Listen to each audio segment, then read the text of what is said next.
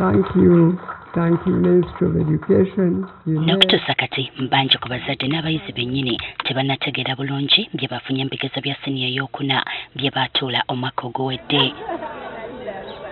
Ebyava mu bigezo bino byafulumiziddwa olunaku lw'eggulo ekitongole ky'ebigezo ki kyokka engereka yatabudde bangi. Leero mu lutuula lwa Palamenti ababaka bategeezezza sipiika ng'ebyavudde mu bigezo bino bwe bitategeerekeka. Sipiika asabye minisita y'ebyenjigiriza ebisookerwako Marichu Kaduchu annyonnyole ebigenda mu maaso. Very good. And that's about educating the masses. So we are seeing every child got result 1. And I have been talking to my wife, she's a nursery teacher.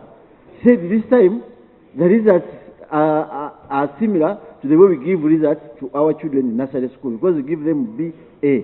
Can you bring the parents, the teachers, the students on board to know what exactly this is about? Because parents are calling us, teachers are calling us, and they are wondering how was the grading done. I was actually shocked because I should be the one calling a teacher to help me understand, meaning you have not brought the teachers on board. We moved away from the traditional grading system to a grading system that speaks volume about the level of competence the learner attains over the years. Wadde annyonnyodde wabula bangi balaze nti si bamativu babadde n'ebibuuzo ebirala gamba nga biki ebigenda okusomesebwa abaana mu siniya ey'okutaano. Now a person who has failed, where do we take that person? With the EEEE, where do we take the person? Cannot repeat, it is not going to be given chance. We have not seen the new curriculum for A-level. Curriculum is not just introduced in any form. We want to know what are the A-level students going to study after the results that were released yesterday. Where are the books?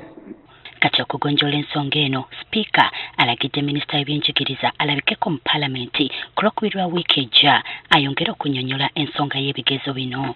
All what we need is to understand. We need just to understand. I know something that comes, a new idea is always not acceptable easily. But what we need to do is understand the process so that we are able to explain to the people outside there. So, Honorable Minister, we are going to give you time.